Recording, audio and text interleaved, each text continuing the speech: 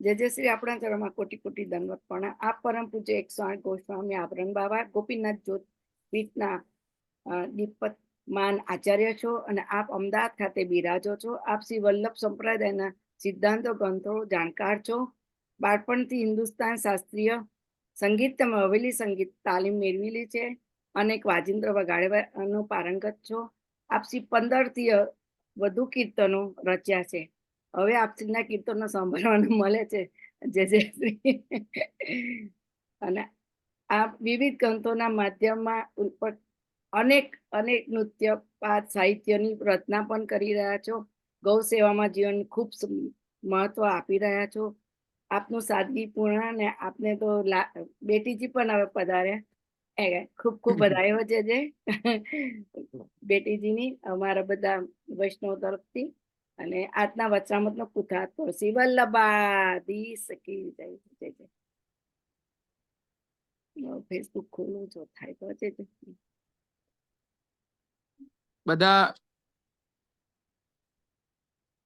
બધા વૈષ્ણવોને ખૂબ ખૂબ આશીર્વાદ. ઘણા સમય પછી હું આપ લોકોની વચ્ચે આવ્યો છું. બહુ જ આનંદ થઈ રહ્યો છે મને.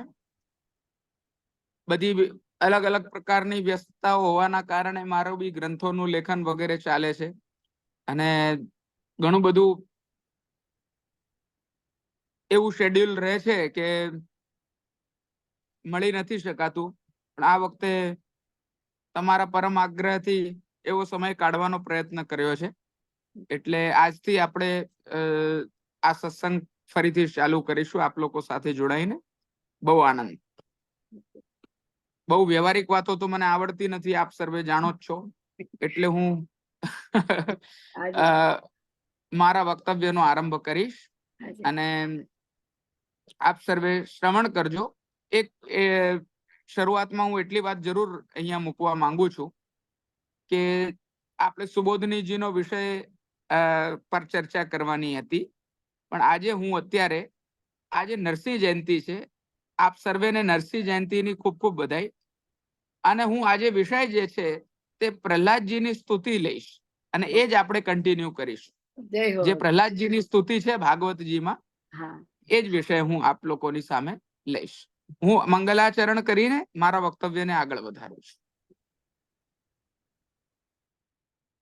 આભિરાભિનવાનંદમ ભક્ત સંતાપનાશકમ મનઃ કરોમિ સતતમ શ્રીમન નટવર પ્રિયમ લક્ષ્મણ સુત શ્રી વલ્લભરાય સ્મરણ કરતા દુષ્કૃત જાય કલિજન તરવા નહીં અવર ઉપાય યજ્ઞ પુરુષ હરિના શ્રુતિ ગુણ ગાય શ્રી વિઠ્ઠલ સુખકારી નામે નિષ્પાપ થાય નરનારી દુર્ગતિ સકળ નિવારી પ્રકટ્યા શ્રી વ્રજપતિ રાસ વિહારી અંગુષ્ટ ચોષકમ ગૂઢરસ પોષકમ સ્વલ્પ સંતોષકમ કૃષ્ણચંદ્રમ ગોપિકા જન્મનોન્મોદ સંપાદનમ તદભિલષિતાકૃતૌ વિગત તંદ્રમ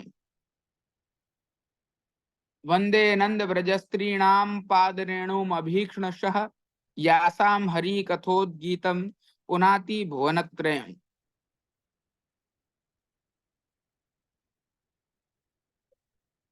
જેવી રીતે વૈષ્ણવો મેં વાત કરી તે રીતે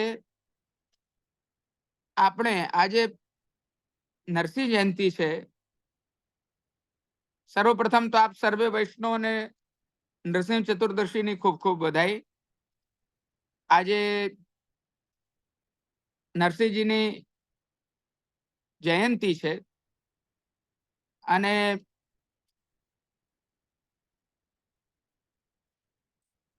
એ જ વિષયને ધ્યાનમાં રાખીને આજે આપણે સત્સંગમાં નરસિંહજીની સ્તુતિ જે પ્રહલાદજીએ કરી એ સ્તુતિ પર આજે ચર્ચા કરીશું.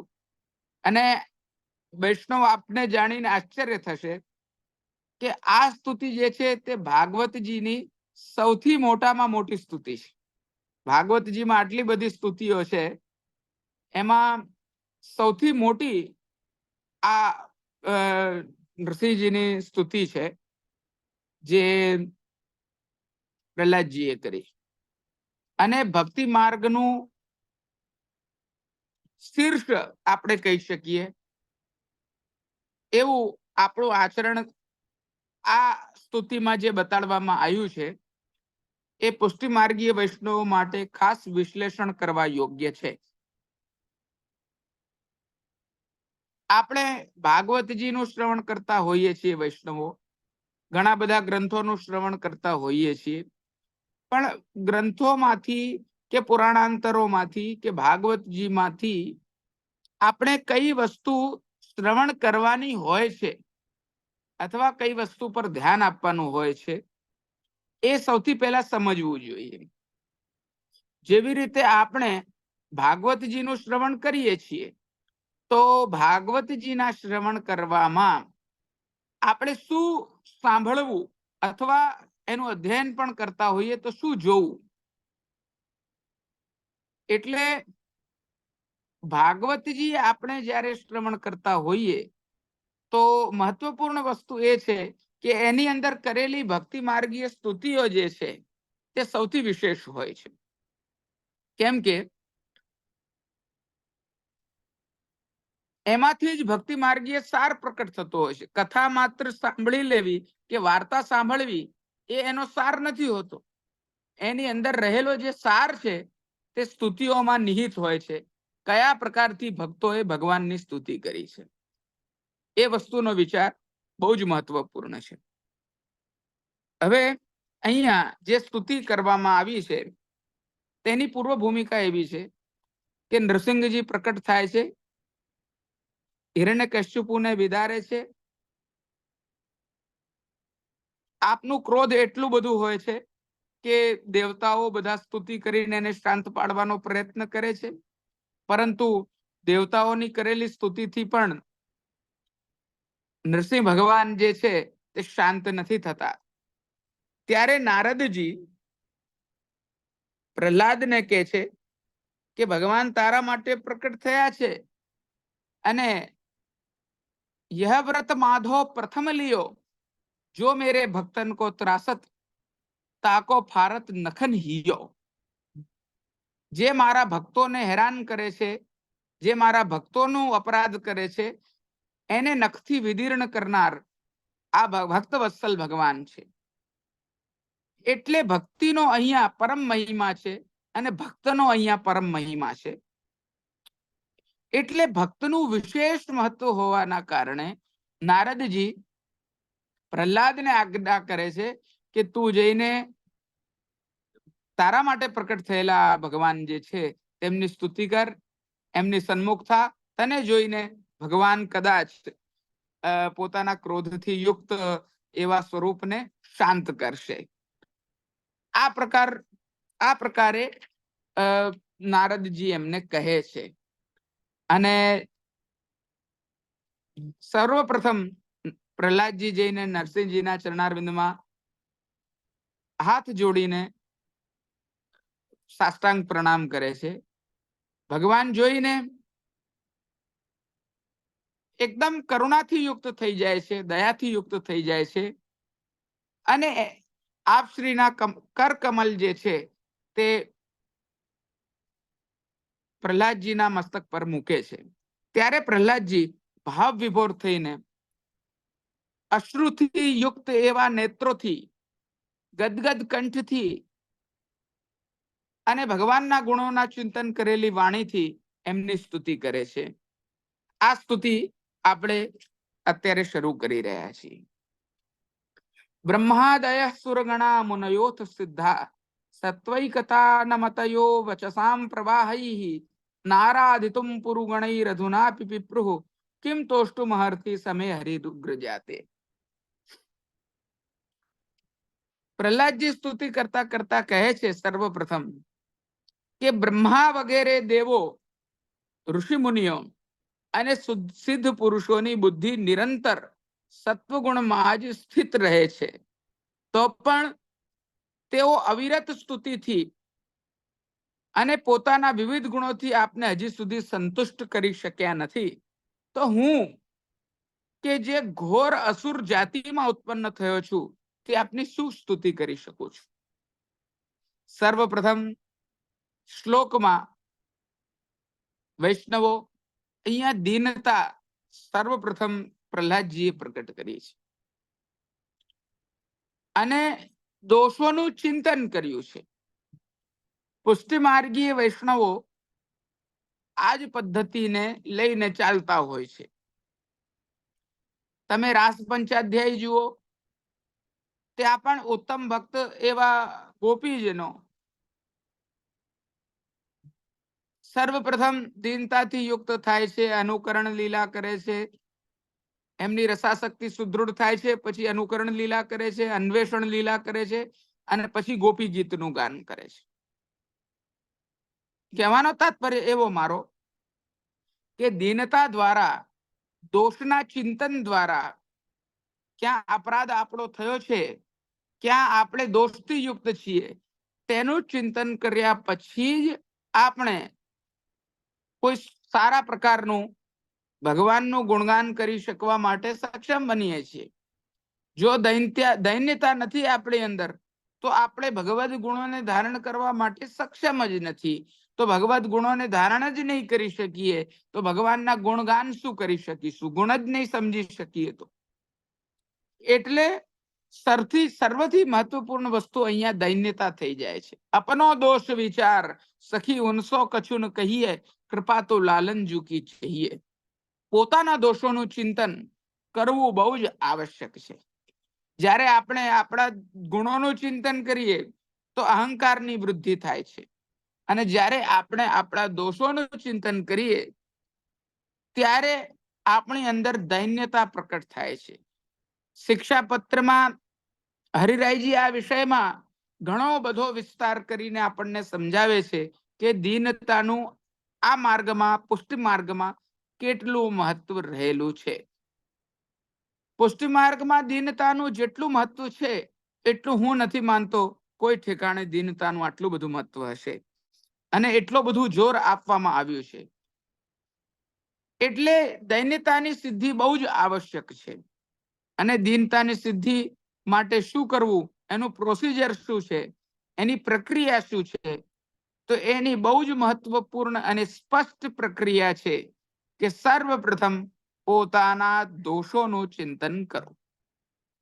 જ્યારે આપણે પોતાના દોષોનું ચિંતન કરીએ છીએ, શનૈઃ ધીરે ધીરે આપણને પોતાની અંદર રહેલી અધમતાનો વિચાર આવે છે અને ભગવાનમાં રહેલી ઉત્તમતાનો વિચાર આવે છે. એટલે ભગવાનના ગુણોનું ચિંતન કરવા માટે આપણે સક્ષમ બની જઈએ છીએ. જ્યારે આપણે ભગવાનના ગુણોનું ચિંતન કરીએ છીએ ત્યારે ધીરે ધીરે ભગવાનનું સ્વરૂપ આપણા હૃદયમાં સ્પષ્ટ થાય છે.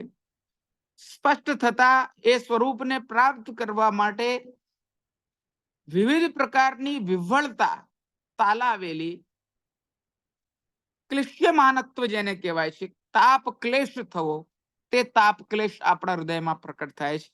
અને એ મૂર્તિ જે હૃદયમાં આપણે ધારણ કરી છે, એ સ્વરૂપ જે આપણે હૃદયમાં ચિંતન કરી રહ્યા છીએ, જેનો તાપ કરી રહ્યા છીએ, તે સ્વરૂપ નિર્ગતામ બહિઃ, નિરોધ લક્ષણમાં આજ્ઞા કરી છે કે એ જ સ્વરૂપ આપણા હૃદયમાંથી બહાર પ્રકટ થાય છે. એનું એ જ સ્વરૂપ આ દૈન્યતા અને દોષોના ચિંતનથી શરૂઆત થયેલી પ્રક્રિયા ભગવાનને ફલાત્મક સ્વરૂપે સાનુભાવ કરાવવા માટે સક્ષમ હોય છે.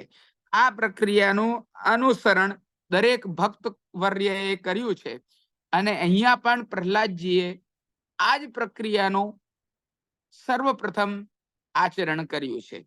એટલે અહીંયા એ કહી રહ્યા છે કે ભગવાન, હું તો અસુર જાતિમાં ઉત્પન્ન થયેલો છું, અસુર યોનિમાં પ્રકટ થયેલો છું. સ્વાભાવિક વાત છે કે જે હિરણ્યકશ્યપુ કે જે ઘોર દૈત્ય હતો, એવા ઘોર દૈત્યના પુત્રોમાંથી એક પ્રહલાદજી હતા. અને પ્રહલાદજી આ ભગવદ ગુણોને ધારણ કરી શક્યા કે ભગવદ ભક્ત બની શક્યા, તેનું સૌથી મોટું કારણ તો નારદજીના સત્સંગથી એમને પ્રાપ્ત થયેલી એ દૈવીપણું, સુરતા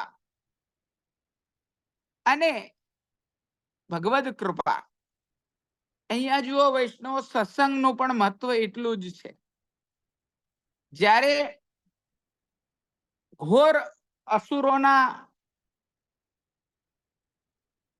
આપણે કહી શકીએ સમૂહમાં, ઘોર અસુરોના દેશમાં, ઘોર અસુરોના કાળમાં, ઘોર અસુરોની અવસ્થામાં મધ્યમાં આપણે બિરાજમાન જ્યારે હોઈએ, ત્યારે પણ જો સત્સંગ આપણી સાથે હોય તો ચંદન વિશ્વ વ્યાપે નહીં, લિપટત રહત ભુજંગ.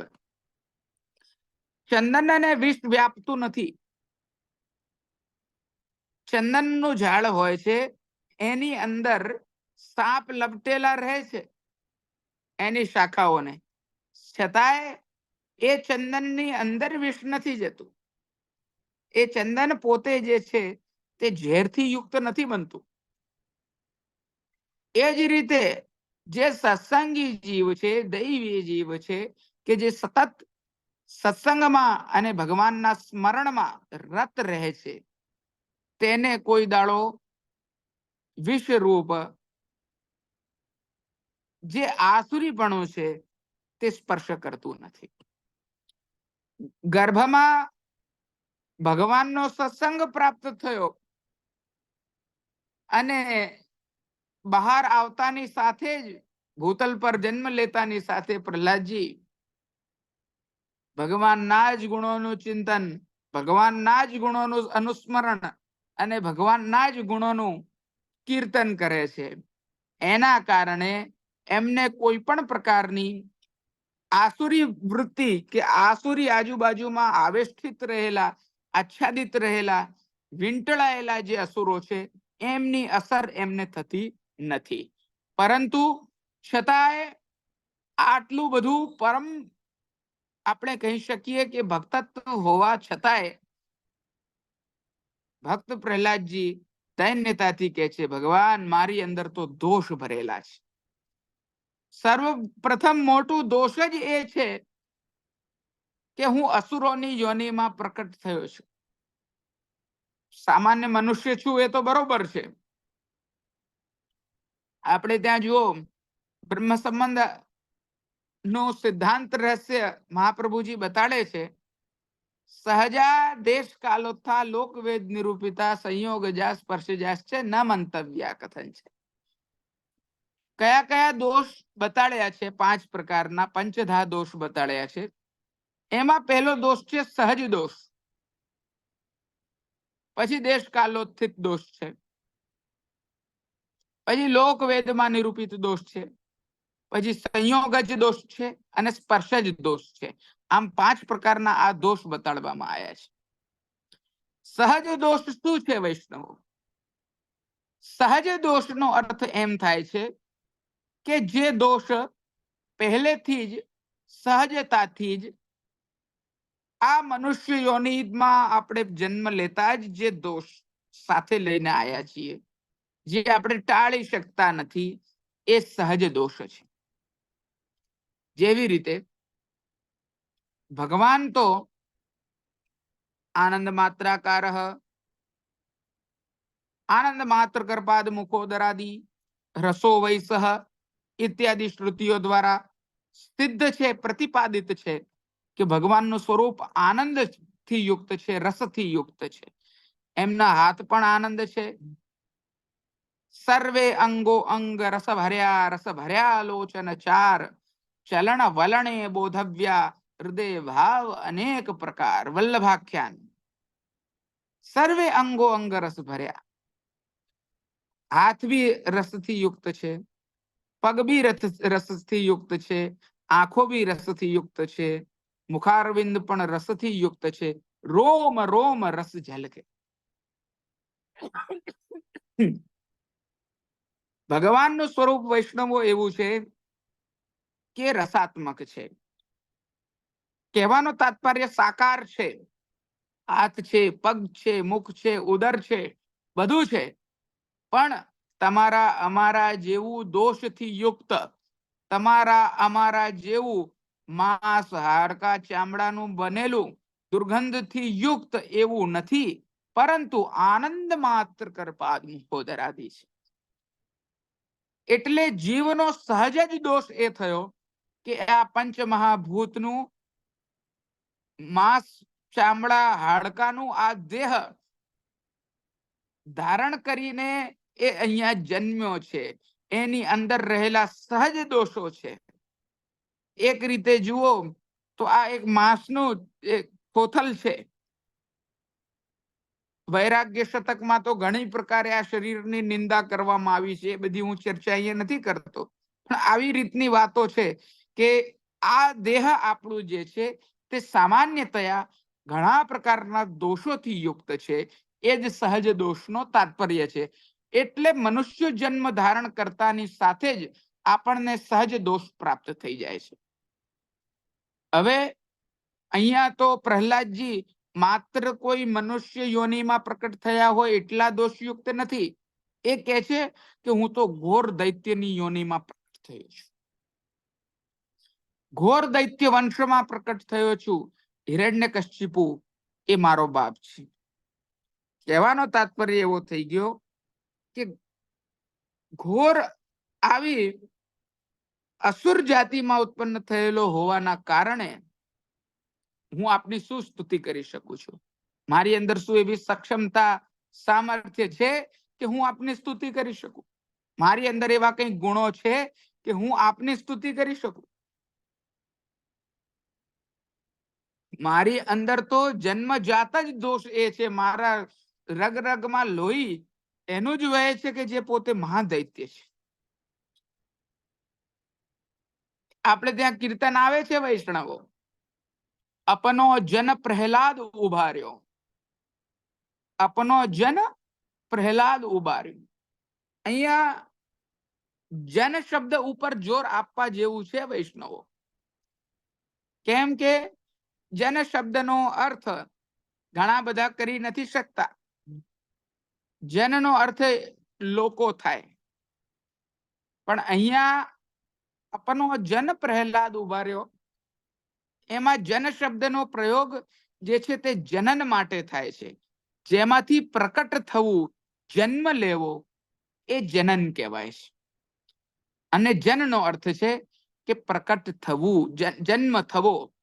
જ્યાંથી જન્મ થયો છે એને પ્રહલાદે ઉભાર્યો, એટલે કે એમાંથી ઉદ્ધાર કર્યો, અસુર યોનિનો ઉદ્ધાર કર્યો છે પ્રહલાદજી. આપણા કીર્તનો વૈષ્ણવો બહુ જ ગૂઢ છે, બહુ જ માર્મિક છે. એની અંદર અનેકો પ્રકારના અગમ્ય અને ચિંતનીય ભાવો રહેલા છે. આપણે એના પર ચિંતન કરતા નથી, એને ગાવા ખાતર ગાઈ લઈએ છીએ, પરંતુ એની અંદર રહેલો જે સત્વ છે, એની અંદર રહેલો જે મર્મ છે, સાર છે, તેને આપણે પકડવામાં ઘણી વાર ચૂક કરતા હોઈએ છીએ. અપનો જન પ્રહલાદ ઉભાર્યો. પ્રહલાદજીએ પોતાના આ જનને, આ વંશને, આ કુળને ઉદ્ધાર કરી નાખ્યો દૈત્ય. અને બીજી વસ્તુ તો ગીતાજીમાં તો સ્પષ્ટ જ ભગવાન કહે છે કે પ્રહલાદ છું હું દૈત્યોમાં. દૈત્યોમાં પણ ભગવાનનું સ્વરૂપ છે, બધું ભગવાનનું જ સ્વરૂપ છે જે છે તે. અને એમાં વિભૂતિ યોગમાં કહે છે કે વિભૂતિ હું છું, એ પ્રહલાદ છે. જ્યારે દૈત્યોમાં ભગવાન પોતે છે ત્યારે તો આ ભગવાન ભક્તત્વેના પોતાના ભક્તિ માર્ગના ગુણો પ્રકટ કરી શકી રહ્યા છે આ રીતે સ્તુતિમાં. એટલે પ્રહલાદજીના સ્વરૂપને પણ સમજવું ખૂબ આવશ્યક છે એમની સ્તુતિ સાથે સાથે.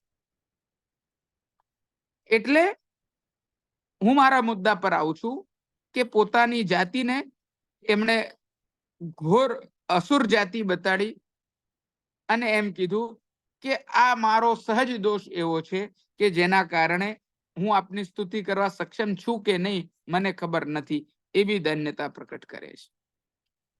અને દૈત્યોની યોની કેવી બતાડી છે? ઘોર તામસી યોની છે. દૈત્યો ઘોર તામસથી યુક્ત હોય છે. ગીતાજીમાં દૈવી આસુરી સંપદાનો વિભાગ બતાડવામાં આવ્યો છે. એમાં દૈવી અને આસુરી ગુણો અનેકો પ્રકારથી સુંદરતાથી ભગવાન બતાડે છે. ખૂબ વિસ્તારથી એની ચર્ચા થયેલી છે. ઇવન સાથે સાથે ભગવાને મોક્ષ સંન્યાસ યોગમાં 18મા અધ્યાયમાં પણ સાત્વિક દાન શું છે, રાજસી દાન શું છે, તામસી દાન શું છે, તેના પર ચર્ચા કરી. સાત્વિક ધૃતિ શું છે, રાજસી ધૃતિ શું છે, તામસી ધૃતિ શું છે, તેના પર ચર્ચા કરી. એવા અનેકો પ્રકારથી સત્વ રજતમના ભેદ ભગવાને બતાડેલા છે. અને સત્વનું મંડન કર્યું છે દરેક જગ્યાએ, કે સત્વ ભાવ જે છે તે ભગવાનને પ્રાપ્ત કરવા માટે સૌથી ઉપયુક્ત છે. એટલે સત્વ ગુણમાં પોતાનું વહી જવું, પોતાને પરિવહિત કરવું સત્વ ગુણમાં, એ જ જીવ માટે ઉત્કૃષ્ટ હોય છે, જો એને ભગવાનને પ્રાપ્ત કરવા છે અથવા ભગવાનનો અનુભવ કરવો છે. ભગવાન સાત્વતામ પતિ. ભાગવતજીમાં શરૂઆતમાં જ પ્રથમ સ્કંધની અંદર જ આ સિદ્ધાંત પ્રકટ કરવામાં આવ્યો છે કે સત્વ ગુણમાં રહેનારા જે સાત્વત લોકો છે, ભગવાન એમના પતિ છે, એમના નાથ છે, એમનું સંરક્ષણ કરનાર છે, એમના ઉપર કૃપા કરનાર છે. એટલે ધર્મ અને ધર્મીપણું બંને ભગવાનનું જે રહેલું છે તે પ્રાપ્ત કરવા માટે સાત્વિકપણું, પ્રમાણ ને પ્રમેય બંનેને સમજવા માટે સાત્વિકપણું એ બહુ જ જરૂરી છે.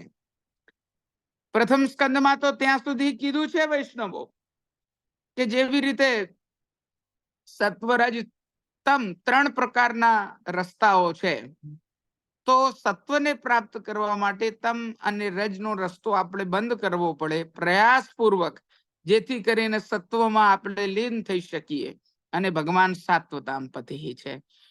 એટલે જ આપણે સત્વગુણમાં લીન થવા માટે વૈષ્ણવત્વ ધારણ કરીએ છીએ. કેમ કે સત્વગુણના અધિષ્ઠાતા એ વિષ્ણુ છે, રજોગુણના અધિષ્ઠાતા બ્રહ્માજી છે, અને તમોગુણના અધિષ્ઠાતા એ મહાદેવજી છે. એટલે વૈષ્ણવતાની પણ ઉત્કૃષ્ટતા ત્યારે જ છે કે જ્યારે વૈષ્ણવ થઈને પણ આપણે સત્વગુણમાં પોતાનું જે છે તે તલ્લીનપણું એ પ્રાપ્ત કરીએ. એટલે વૈષ્ણવનું પણ સાત્વિક હોવું બહુ જરૂરી છે. માત્ર વૈષ્ણવત્વ ગ્રહણ કરવું, દીક્ષા ગ્રહણ કરવી, કે માત્ર વૈષ્ણવતામાં જન્મ લેવો એ પૂરતી વાત નથી, પરંતુ વૈષ્ણવતામાં પણ આવીને સાત્વિક ગુણોને ધારણ કરવા એ ખૂબ જ જરૂરી હોય છે. અહીંયા દૈત્યકુલમાં તમો ગુણથી આલિપ્ત એવા વંશમાં પ્રકટ થઈને પણ પ્રહલાદજીએ સાત્વિકપણું, એટલું ઘોર સાત્વિકપણું, એટલું પ્રબળ સાત્વિકપણું પ્રાપ્ત કર્યું છે કે ક્યાં સુધી, તો અહીંયા સમજવા જેવી વાત છે કે કોણ કોણે ભગવાનની સ્તુતિ કરી. જે સાત્વિક ગુણોમાં સદા રચ્યા પચ્યા રહે છે એવા બ્રહ્માજીએ ભગવાનની સ્તુતિ કરી, રુદ્ર મહાદેવજીએ ભગવાનની સ્તુતિ કરી, ઇન્દ્રએ ભગવાનની સ્તુતિ કરી, ઋષિઓએ કરી, પિતૃઓએ કરી, સિદ્ધોએ કરી, વિદ્યાધરોએ કરી, નાગોએ કરી, મનુષ્યોએ કરી, પ્રજાપતિઓએ કરી, ગંધર્વોએ કરી, ચારણોએ કરી, યક્ષોએ કરી, કિમ પુરુષોએ કરી, વૈતાલિકોએ કરી, વિષ્ણુ પાર્ષદોએ કરી, કિન્નરોએ કરી, બધાએ ભગવાનની સ્તુતિ કરી છે. છતાંય આ ભગવાન કોઈની સ્તુતિથી રીઝ્યા નહીં, એમનો ક્રોધ શાંત થયો નહીં.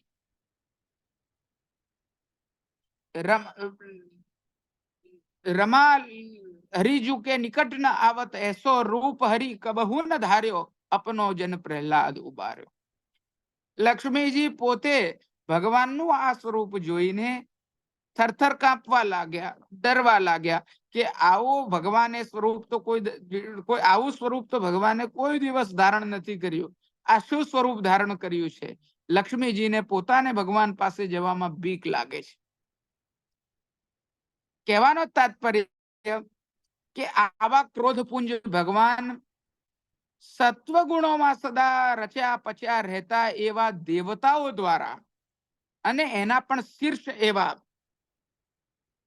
બ્રહ્માજી દ્વારા પણ સ્તુતિ કરી એનાથી પણ પ્રસન્ન થયા નહીં. આ બધા દેવતાઓ તો સદા સત્વગુણમાં રચ્યા પચ્યા રહે છે. વૈષ્ણવો મનુષ્યો કરતા એમની વધારે સત્વ ગુણમાં ગમ્યતા હોય છે. અને આવું હોવા છતાંય ભગવાન તમે પ્રસન્ન ના થયા, તમે સંતુષ્ટ ના થયા અને હું ઘોર અસુર યોનિમાં પ્રકટ થયેલો, મારી સ્તુતિથી આપ પ્રસન્ન થશો એવું પ્રહલાદજી કહી રહ્યા છે. એટલે અહીંયા કીધું બ્રહ્માદય સુરગણા મુનયોત સિદ્ધા સત્વૈકતાન મતયો વચસામ પ્રવાહી. વચસામ પ્રવાહી વચનોના પ્રવાહથી આ સ્તુતિઓ જે કરવામાં આવી છે એ સામાન્ય સ્તુતિ નથી. ધારા પ્રવાહથી ઉત્કૃષ્ટ રીતે ઉત્કૃષ્ટ ભક્તિ માર્ગીય ભાવનાથી યુક્ત એવી સ્તુતિઓ આ બ્રહ્માજી વગેરે દેવતાઓએ કરી છે, ગંધર્વોએ કરી છે, સિદ્ધોએ કરી છે, વિદ્યાધરોએ કરી છે. પણ એનાથી પણ આ ભગવાન નરસિંહ ભગવાન સંતુષ્ટ થઈ શક્યા નથી. તો પછી હું આપની શું સ્તુતિ કરું? હું આપને કેવી રીતે તુષ્ટ કરવા માટે સક્ષમ છું એવું પ્રહલાદજી કહી રહ્યા છે. એવી દીનતા પ્રકટ કરી રહ્યા છે અને પોતાના અધમપણાનો વિચાર અને ભગવાનના ઉત્તમપણાનો વિચાર કરી રહ્યા છે. અને સાથે સાથે દેવતાઓની અગમ્યતા પણ સૂચિત કરી રહ્યા છે ભક્તની આગળ. એ આપણે સમજવાની વાત છે. એ પોતે નથી કહી રહ્યા આ બાબત, પણ આપણે સમજવાની વાત છે કે ભક્ત જે છે તે ભગવાનને સંતુષ્ટ કરી શકે છે. હવે એ જ વાત અહીંયા આગળ પ્રહલાદજી ગજેન્દ્રનું ઉદાહરણ આપીને કહી રહ્યા છે. મન્યે ધનાભિજન રૂપ તપશ્રુતૌજ તેજ પ્રભાવ બલ પૌરુષ બુદ્ધિ યોગા નારાધનાય હિ ભવંતિ પરસ્ય પુંસો ભક્ત્યા તુતોષ ભગવાન ગજયુથ પાય.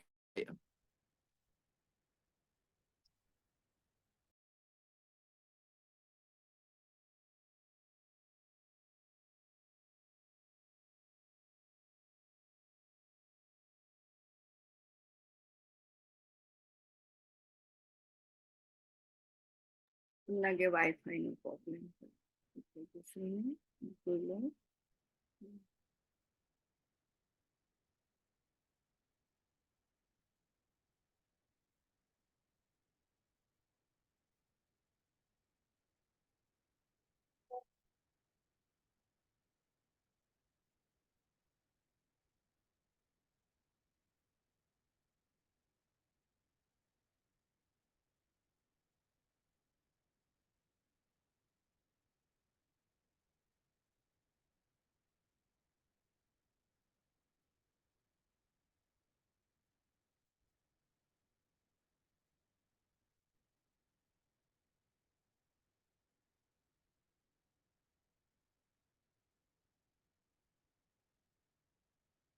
હા જે મ્યુટ આપનું. હા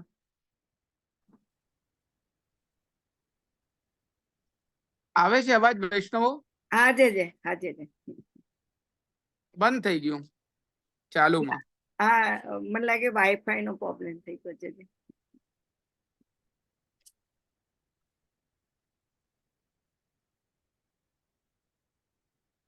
આજે બંધ પણ આમ. હા, આપણે બીજા શ્લોકની ચર્ચા કરવાની શરૂઆત કરી હતી. ફરીથી હું એનું વાંચન કરું છું. મન્યે ધનાભિજન રૂપ તપશ્રુતૌજ તેજ પ્રભાવ બલ પૌરુષ બુદ્ધિ યોગા નારાધનાય હિ ભવંતિ પરસ્ય પુંસો ભક્ત્યા તુતોષ ભગવાન ગજયુથ પાય. અહીંયા બીજા શ્લોકમાં પ્રહલાદજી કહી રહ્યા છે ભગવાનને. પહેલા શ્લોકમાં એમ કીધું કે બ્રહ્માદિ સુરગણો, દેવતા ગણો જે સત્વ ગુણમાં સદા નિરત રહે છે, સદા તલ્લીન રહે છે સત્વ ગુણોમાં, એમના અવિરત સ્તુતિ કરવાથી, એમના ધારા પ્રવાહ વચનોથી અને એમના પોતાના વિવિધ ગુણોથી હજી આપ સંતુષ્ટ થઈ શક્યા નથી. તો હું તો હે ભગવાન, પ્રહલાદજી કહે છે, ઘોર આસુરી યોનિમાં પ્રકટ થયેલો છું, જન્મ થયેલો છે મારો, તો હું આપની શું સ્તુતિ કરી શકું છું. હવે બીજા શ્લોકમાં એમ કીધું, હું સમજુ છું, મન્યે હું માનું છું કે ધન, કુલીનતા, રૂપ, તપ, વિદ્યા, ઓજ, તેજ, પ્રભાવ, બળ, પૌરુષ, જ્ઞાન અને યોગ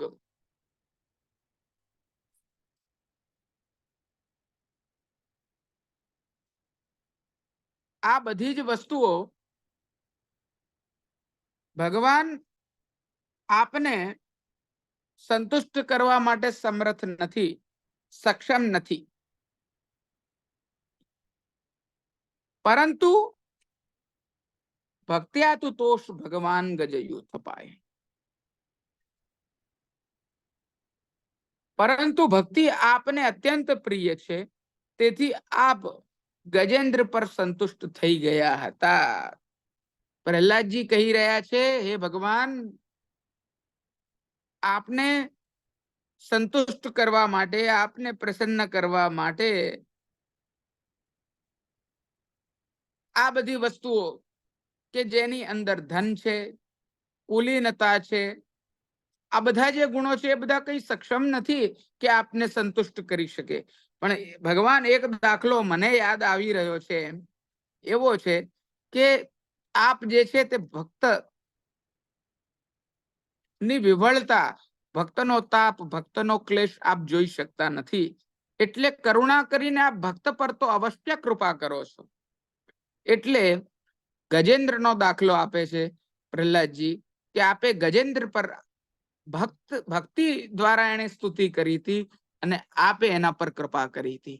એટલે આપને સંતુષ્ટ કરવા માટે, આપને પ્રસન્ન કરવા માટે ભક્તિથી ઉત્તમ કોઈ સાધન નથી. સાધન ઓર નહીં આ કલી મેં જાસો હોત નિવેરો. નિસ્સાધન થઈ જવું, નિસ્સાધન ભક્તિ કરવી, એ જ ભગવાન સૌથી મોટું સાધન છે. આપણે ત્યાં આ જ સિદ્ધાંત વૈષ્ણવો શીર્ષ માનવામાં આવ્યો છે. સુરદાસજીએ કીધું, સાધન ઓર નહીં આ કલી મેં જાસો હોત નિવેરો. શું સાધન છે આપણે ત્યાં? જપ તપ તીરથ નેમ ધર્મ વ્રત મેરે તો શ્રી વલ્લભ પ્રભુ કોના. બસ નિસ્સાધન થઈને ભગવાનનું નામ લેવું, એમાં જ બધી જાતના સાધન આવી જાય છે. અહીંયા પ્રહલાદજી પણ આ જ બધા ભક્ત્યાચાર આપણને બતાડે છે. અને ભક્તિની સામે કઈ કઈ વસ્તુઓ તુચ્છ છે, નાની છે, હલકી પડે છે, નિમ્ન પડે છે, તે બધી વસ્તુઓને અહીંયા પ્રહલાદજી ગણાઈ રહ્યા છે. શું કહે છે કે હું માનું છું કે ધન, આપણે સમજીએ છીએ વૈષ્ણવો કે ધન વગેરે સંસાધનો, રિસોર્सेस આપણી પાસે જે છે તે બહુ જ મહત્વપૂર્ણ છે.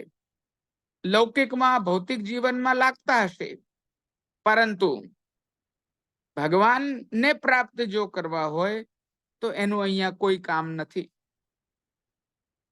એ સક્ષમ નથી કે જેની દ્વારા ભગવાન આપણને પ્રાપ્ત થઈ શકે. આન ભાત પાય બહુ દુર્લભ, કીર્તનમાં આવે છે, આન ભાત पायवो दुर्लभ कोटिक खर्चो हेम रामदास प्रभु रत्न अमोलक सखी पाइयत हैं एम चल सखी चल लहो ब्रज पैठ जुरी है तहा बिकात हरिरस प्रेम सुठ सौंधो प्राणन के पलटे उलट धर्यो यह नहीं चल सखी चल हे सखी चल क्या जવું છે કે અહો વ્રજ પેઠ જુરી છે અરે ત્યાં વ્રજમાં એક હાટ લાગી છે બજાર લાગી છે પેઠ લાગી છે ત્યાં શું વેચાઈ રહ્યું છે તહા બિકાત હરિરસ પ્રેમ અને ત્યાં ભગવાનનો આનંદથી યુક્ત રસથી યુક્ત એવો પ્રેમ વેચાઈ રહ્યો છે એનો વેપાર થઈ રહ્યો છે હવે આપણને આશ્ચર્ય થાય કે આપણે ત્યાં લેવા દેવાનું તો કઈ છે નહીં તો આ વેપાર કેવી રીતે કે છે અહીંયા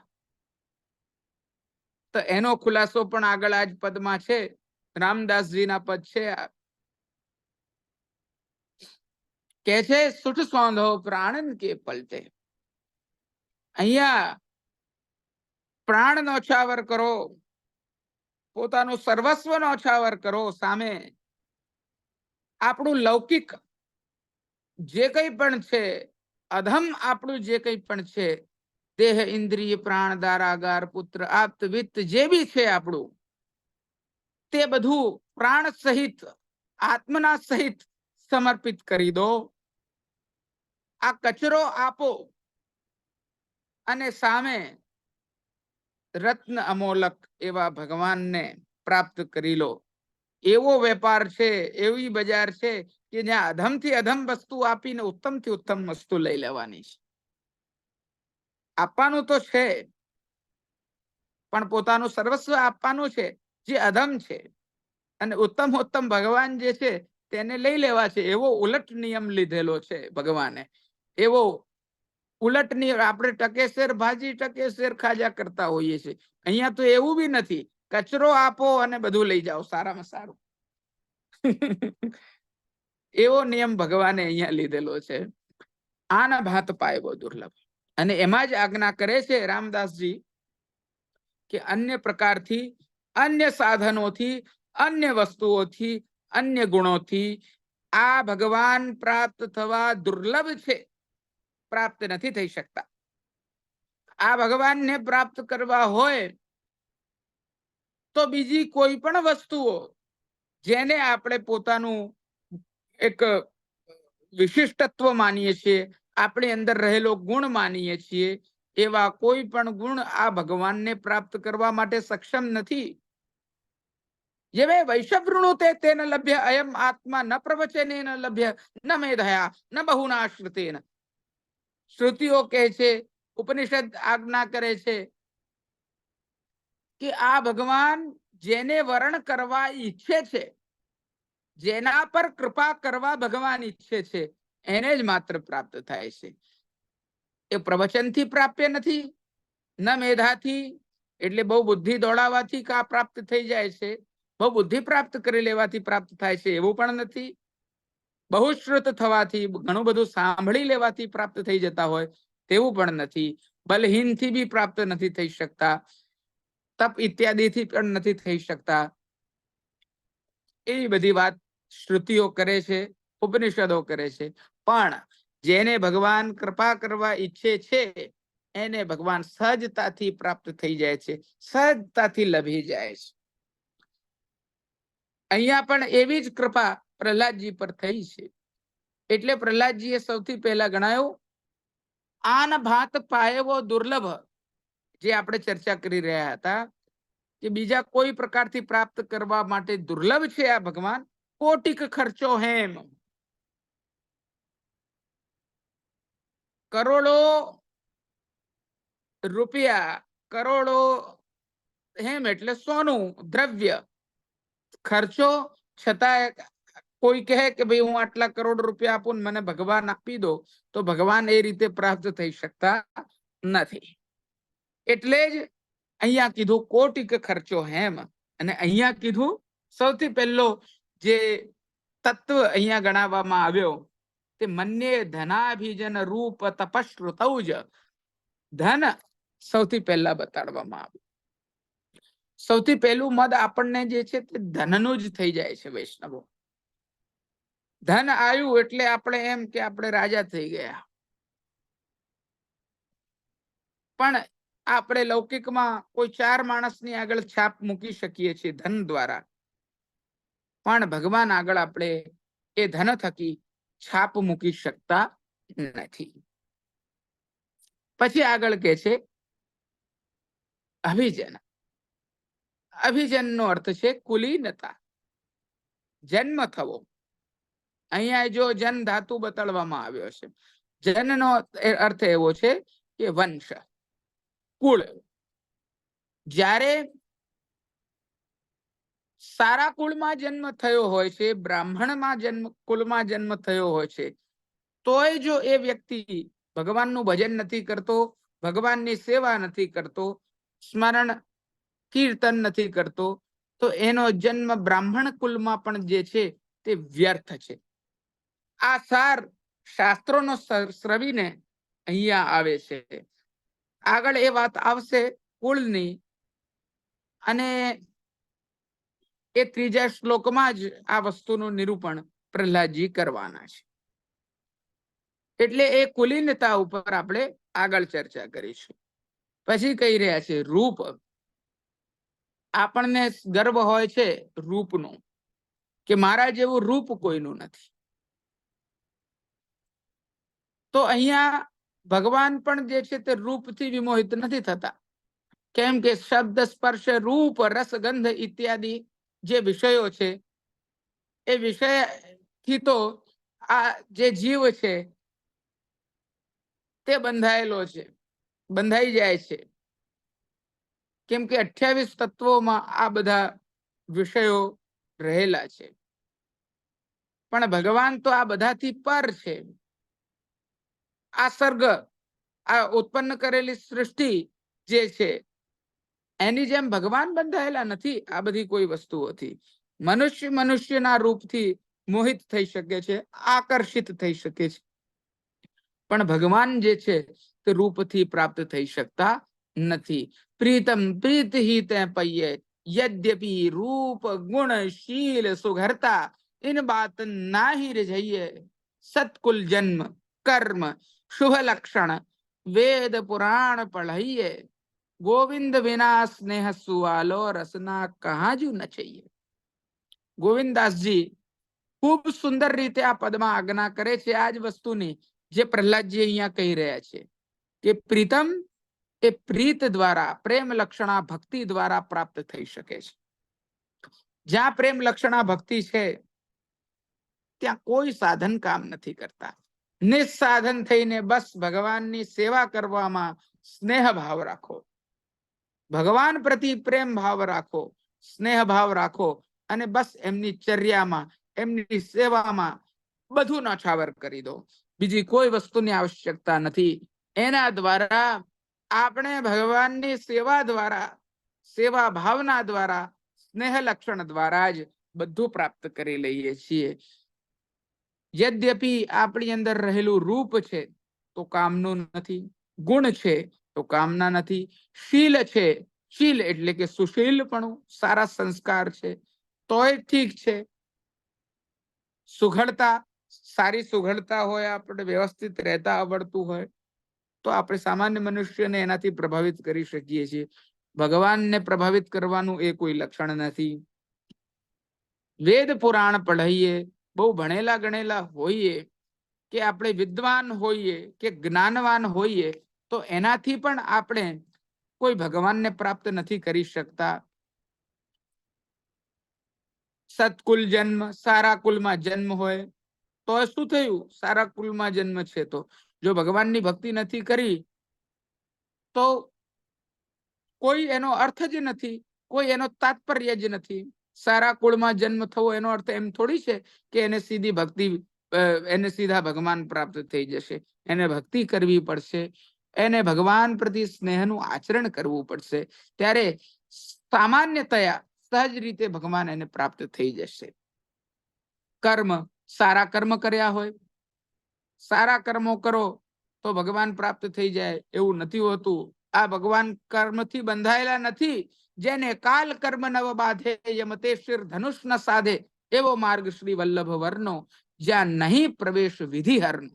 સારામાં સારી વિધિ કરી હોય, સારામાં સારો કર્મ કર્યો હોય, યજ્ઞ કર્યું હોય તો પણ એનાથી ભગવાન જે મંત્રાધીન છે તે ભગવાનની વિભૂતિ તમને પ્રાપ્ત થઈ શકે છે, પરંતુ જે પરબ્રહ્મ પૂર્ણ પુરુષોત્તમ મંત્રાતીત છે એ તમને પ્રાપ્ત થઈ શકતા નથી. એટલે સારા કર્મ કરો તો પણ તમને ભગવાન પ્રાપ્ત થઈ જશે એવી સિદ્ધિ નથી, કેમ કે ભગવાન એનાથી બંધાયેલા નથી. શુભ લક્ષણ, સારા લક્ષણો આપની અંદર હોય તોય શુભત્વ હોવાના કારણે પણ તમારી લાયકાત ભગવાનને પ્રાપ્ત કરી લેવાની થઈ જાય એવું જે માનતા હોય તો એ બી વાત ખોટી છે. કર્મ શુભ લક્ષણ વેદ પુરાણ પઢાઈએ, ગોવિંદ વિના સ્નેહ સુવાલો, રસના કહા જૂની છે. વગર સ્નેહના, વગર પ્રેમના, વગર ભગવાનની ભક્તિના જો તમે જીબડું આપણું આ રસના એને હલાય હલાય કરો, રટ રટ કરો, ક્રિયા માત્ર કર કરો તો તમને જે છે તે ક્યાં સુધી તમે એને નચાવતા રહેશો? ક્યાં સુધી સાધન બલથી ભગવાનને પ્રાપ્ત કરવાનો પ્રયત્ન તમે કરતા રહેશો? જો સ્નેહ છે તો એ ભગવાન તરત જ કરુણા કરવા માટે, દયા કરવા માટે ભગવાન સામેથી પ્રેરિત થઈ જાય છે. નાના જ પ્રયાસથી, પ્રેમથી જો કોઈ કાર્ય કરવામાં આવ્યું હોય, ભક્તિથી જો કાર્ય કરવામાં આવ્યું હોય તો ભગવાન તરત જ પ્રસન્ન થઈ જાય છે. એ જ વસ્તુ અહીંયા કહી રહ્યા છે કે ધન, કુલીનતા, રૂપ, તપ, વિદ્યા. વિદ્યા એટલે કે બહુ પ્રકારની વિદ્યાઓ આપની અંદર હોય, જાણકારીઓ હોય તો પણ તમે એમને પ્રાપ્ત નથી કરી શકતા. ઓજ, ઓજ અને તેજ એ પ્રાપ્ત કરવા માટે તપસ્વી લોકો, સિદ્ધ લોકો ઓજ અને તેજથી યુક્ત હોય છે. ઘણું બ્રહ્મચર્ય જેમણે પ્રાપ્ત કર્યું હોય છે, પાલન કર્યું હોય છે, તેવા જીતેન્દ્રિયોને પણ ઓજ પ્રાપ્ત થાય છે. એટલે એવા તેજસ્વી લોકોને પણ, ઓજસ્વી લોકોને પણ અને પ્રભાવશાળી લોકોને પણ ભગવાન સીધે સીધા પ્રાપ્ત નથી થઈ જતા. એનો અર્થ એવો નથી કે તમે તેજ પ્રાપ્ત કર્યું એટલે ભગવાનને પ્રાપ્ત કરી લીધા. એ સાધન પણ ત્યાં ઓછું પડે છે. પછી કે છે બળ. તમારી અંદર ખૂબ શક્તિ હોય, ખૂબ બળ હોય તોય તમે ભગવાનને પ્રાપ્ત કરી શકતા નથી સીધે સીધા. પૌરુષ, પુરુષાર્થ તમે સારો કરી શકવા માટે સક્ષમ હો, પૌરુષત્વ તમારી અંદર હોય તો પણ તમે એમને સીધા પ્રાપ્ત નથી કરી શકતા. જ્ઞાન અને યોગ. ગીતાજીમાં સાંખ્ય યોગમાં ભગવાન આને બહુ સારી રીતે સ્પષ્ટ કરે છે. એ પણ તમે જો પ્રાપ્ત કરી લો તો તમે સીધા ભગવાનને પ્રાપ્ત કરવા માટે લાયસન્સ યુક્ત, ગેરંટી યુક્ત કે જે બી તમે કહેતા હો એવા પ્રાપ્ત નથી. એવી રીતે ભગવાનને તમે પ્રાપ્ત નથી કરી શકતા. એવી રીતે નથી થઈ શકતું. એટલે અહીંયા કીધું કે એ આરાધન કરવા માટે એ સંતુષ્ટ કરવા માટે સમર્થ નથી. પણ એ પરસ્ય, અહીંયા પરસ્ય શબ્દનું બહુ જ મહત્વ છે વૈષ્ણવો. પરસ્યનો અર્થ એવો છે કે પર ભગવાનનું. ભગવાન માટે અહીંયા શબ્દ વાપરવામાં આવ્યો પર. પરનો અર્થ છે પરબ્રહ્મ પૂર્ણ પુરુષોત્તમ. એટલે આ સાધનોથી પ્રાપ્ત ન થઈ શકે તેવા ભગવાનનું સ્વરૂપ, કોઈ વિભૂતિ કે અક્ષર કે ભગવાનનું આધ્યાત્મિક સ્વરૂપ જે છે એ બધું નહીં, કિંતુ અક્ષરાદ અપી ચોત્તમ. ગીતાજીમાં કીધું એ પ્રમાણે અક્ષરથી જે અતીત છે અને અક્ષરથી પણ જે ઉત્તમ છે તેવા આ પુરુષોત્તમ છે. એને પર શબ્દથી સૂચવવામાં આવે છે. એ પર શબ્દથી આપણે જાણી શકીએ છીએ, સમજી શકીએ છીએ કે આ પર સ્વરૂપ શેને કહેવાય, એ પુરુષોત્તમને કહેવાય. એ મંત્રાધીન દેવતા નથી, મંત્રાતીત દેવતા છે. તે ઉપાસનાથી પ્રાપ્ત થઈ જાય તેવા દેવતા નથી, તે એનાથી પણ પર છે. આ પ્રકારની વાત અહીંયા કરવામાં આવી છે. એટલે મર્યાદા માર્ગથી પ્રાપ્ત થઈ શકે, સાધન બળથી પ્રાપ્ત થઈ શકે તેવા ભગવાન નહીં, પણ પરસ્ય એટલે કે પૂર્ણ પરબ્રહ્મ ને પ્રાપ્ત કરવા માટે ભક્તિ જે છે, ભક્ત્યા તુતોષ ભગવાન ગજયુથ પાય. ભક્તિ દ્વારા જ આ ભગવાનને સંતુષ્ટ કરી શકાય છે, પ્રસન્ન કરી શકાય છે. જેવી રીતે ભગવાન ગજેન્દ્ર પર સંતુષ્ટ થઈ ગયા હતા. ગજેન્દ્રએ ઘણું બધું કલ્પન કર્યું, અનેકો સમય સુધી અનેક કાળ વીતી ગયો. ગ્રાહના મગરના એક ગ્રસી લેવાના કારણે, એને પકડી લેવાના કારણે ઘણો હેરાન થયો ગજેન્દ્ર. અને ગજેન્દ્ર જ્યારે દૈન્ય થઈને ભગવાનની ભક્તિ કરવા લાગ્યો, ભગવાનને ભક્તિભાવથી સ્મરણ કરવા લાગ્યો, ત્યારે એ ભગવાન ગજેન્દ્રનો ઉદ્ધાર કરવા માટે, ગજેન્દ્ર પર કૃપા કરવા માટે સામેથી પધાર્યા. આજ ભગવાનને તુષ્ટ કરવાનો, સંતુષ્ટ કરવાનો, પ્રસન્ન કરવાનો એક બહુ જ મોટો અને સરળ માર્ગ છે. એ છે ભક્તિ માર્ગ. ભગવાન ભક્તિથી પ્રાપ્ત થઈ શકે છે. ભક્તિનો અર્થ છે ભજ સેવાયામ. ભક્તિનો અર્થ છે ભજન, ભજનનો અર્થ છે સેવા. ભગવાનની સેવા કરવા માટે જ્યારે જીવ યુક્ત બને છે, આચરણ યુક્ત બને છે, વિચાર યુક્ત બને છે, ભક્તિ કરવા માટે કેન્દ્રિત થાય છે, સેવા કરવા માટે કેન્દ્રિત થાય છે, એને ભક્તિ કહેવામાં આવે છે. એટલે જીવે હંમેશા ભગવાનની ભક્તિ કરવી જોઈએ. અન્ય સાધન બળો જે છે તે ભગવાનને પ્રાપ્ત કરવા માટે સક્ષમ નથી, એવું અહીંયા કહેવામાં આવ્યું છે.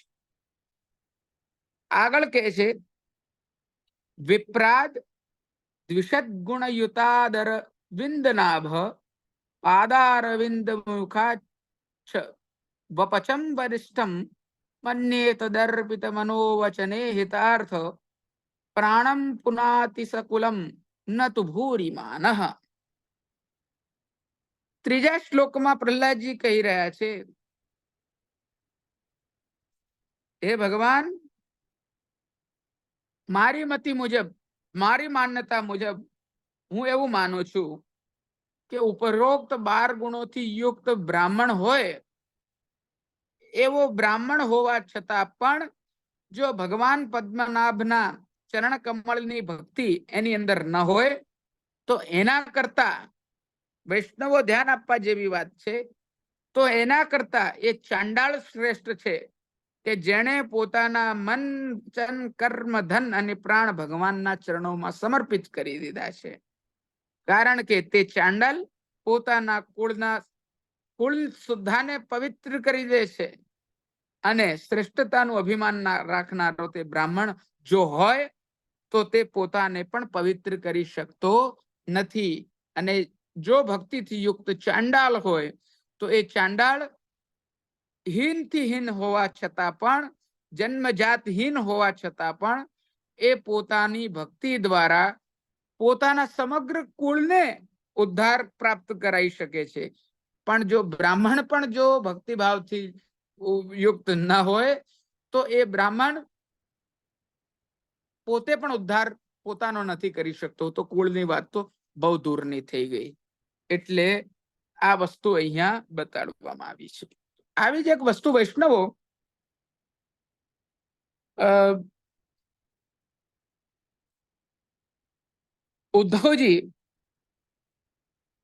ઉદ્ધવ ગીતમાં કહે છે,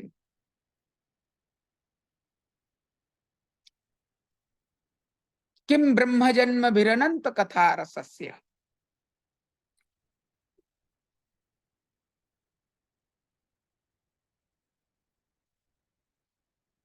જો બ્રાહ્મણ કુલમાં જન્મ થયો હોય અને આ ભગવાનની ભક્તિ સેવા કથા પ્રાપ્ત ન કરી હોય તો એ બ્રાહ્મણ કહા ભયો વિપ્રકુલ જન્મ્યો. શું થયું જો વિપ્રકુલમાં તમે જન્મ લીધો અને ભગવાનની ભક્તિ ના કરી? વિપ્રકુલમાં જન્મ થવું એ તો બહુ જ મોટું સૌભાગ્ય છે, કારણ કે તમે એમાં યજ્ઞોપવિત ધારણ કરી શકો છો, વેદોક્ત ક્રમ બધા આચરણ કરી શકો છો, વેદાધિકાર તમને પ્રાપ્ત થાય છે. અને જો તમે એ વેદ પુરુષને જ ભજો નહીં, જો તમે એ વેદ પ્રતિપાદિત અને વેદાતીત બંને પ્રકારના પુરુષોત્તમને તમે વિચારો નહીં, સંસ્મરણ કરો નહીં, કીર્તન કરો નહીં, જપ કરો નહીં, ધ્યાન ધરો નહીં, સેવા કરો નહીં, તો એ કુળમાં જન્મ્યાનો શું ફાયદો થયો? જેવી રીતે લૌકિક ભાષામાં લૌકિક દાખલા તરીકે હું કહું તો જેવી રીતે કોઈ વ્યક્તિ XYZ જગ્યાએ ફરવા ગયો હોય અને ત્યાં જઈને ત્યાંના જે ફરવાના સ્પોટ્સ હોય, જગ્યાઓ હોય ત્યાંની, ત્યાં એ જાય નહીં અને પોતાના હોટલના રૂમમાં પડ્યો રહે, તો એ તારા પોતાના ઘરમાં જ પડ્યો રહેતો ને. ત્યાં જવાની શું જરૂર હતી આટલી દૂર ખોટા ખર્ચા કરીને? જે જગ્યા ફરવાની છે 5 જગ્યાએ ફરતો ખરો, અહીંયા આવ્યો છે તો આ જગ્યાને વસૂલ તો કર, એવું આપણે નથી કહેતા? એ જ પ્રકારે જો તમે આ જન્મ ધારણ કર્યો છે મનુષ્યનો, અહીંયા તો બ્રાહ્મણ કુલની વાત કરી છે, તો વેદાધિકાર તમને પ્રાપ્ત થયો છે, તો તમે એ વેદાતીત પુરુષોત્તમનો, વેદ અભિનિહિત પુરુષોત્તમનો જો ચિંતન ના કરો, જો સ્મરણ સેવા ના કરો, તો તમારો એ જન્મ વ્યર્થ છે. એ જ રીતે હું તો કહું છું, પ્રહલાદજી કે છે, આ પ્રહલાદજીના મત પ્રમાણે, કે જો મનુષ્ય જન્મ પણ તમને પ્રાપ્ત થયો છે અને તમે ભગવાનની ભક્તિ, ભગવાનની સેવા, ભગવાનનું સ્મરણ, ભગવાનનું કીર્તન ધ્યાન કરતા નથી, તો આ જન્મ તમારો વિફલ છે, વૃથા તજ્જન્મ ભૂતલે. હરિરાયજી આજ્ઞા કરે છે, જન્મ વૈફલ્યાષ્ટક બહુ જ સરસ રીતે હરિરાયજીએ કીધું છે. જન્મ વૈફલ્યાષ્ટકમાં મહાપ્રભુજી હરિરાયજી આજ્ઞા કરે છે કે વૃથા તજ્જન્મ ભૂતલે. ગાયો ન ગોપાલ, મન લાયો ન રસાલ લીલા, પढ़ी नहीं સુબોધની ન સાધુ સંગ પાયો. કહે હરિદાસ તો અબહુ ન આઈ લાજ. તને હજુ બી લાજ નથી આવતી હે મનુષ્ય? તો હે અબહુ ન આઈ લાજ, મનુષ્ય જન્મ ધરતું કહાજુ કમાયો હે. તે મનુષ્ય જન્મ ધારણ કર્યું, કમાયું શું? આવી રીતે જન્મવાનો શું ફાયદો? જન્મ્યા, નિદ્રા મૈથુન આહાર કરીને પાછા યોની બદલી લીધી, એને શું કરવાનું? આ રીતે તો કાગડા પણ જીવે છે, કીડા પણ જીવે છે, મંકોડા પણ જીવે છે, પશુઓ પણ જીવે છે. તો પૂછડા અને શિંગડા ના મળ્યા એનો લાભ શું લીધો? તમને પશુ યોની ન મળી એનો શું લાભ લીધો? મનુષ્ય યોનીમાં, આટલી ઉત્તમ યોનીમાં કે જ્યાં તમે બધી જ રીતે સંજ્ઞાન ધારણ કરી શકો છો, અભિવ્યક્તિ ધારણ કરી શકો છો, દરેક વસ્તુને કહી શકો છો, બોલી શકો છો, ઉચ્ચારી શકો છો, વિચારી શકો છો, આચરણ કરી શકો છો. તો એવી યોની પ્રાપ્ત થતા પણ, એવા મનુષ્ય જન્મને પ્રાપ્ત થતા પણ તમે એ ભગવાનનું સ્મરણ ના કર્યું, એ ભગવાનનું સેવન ના કર્યું, તો આ મનુષ્ય જન્મનો શું ફાયદો લીધો, શું કમાયું? એ વસ્તુ અહીંયા બતાડવામાં આવી છે. હવે સૌથી પહેલા કુલીનતાનું આ પ્રમાણે પ્રહલાદજી વર્ણન કરે છે. હવે આગળ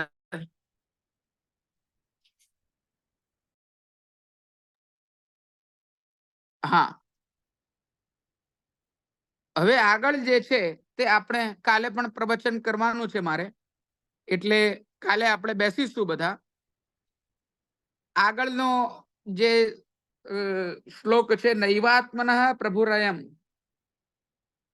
ત્યાંથી આપણે કાલે શરૂ કરીશું.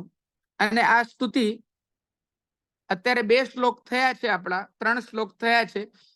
આ 55-56 શ્લોકની સ્તુતિ છે, એટલે આ આપણી કન્ટિન્યુ રહી શકશે. સૌથી મોટામાં મોટી સ્તુતિ છે ભાગવતજી ખાતેની, અને પૂર્ણ ભક્તિ માર્ગીય, પુષ્ટિ માર્ગીય તારણો આમાંથી વિવિધ પ્રકારના આપણને પ્રાપ્ત થાય છે.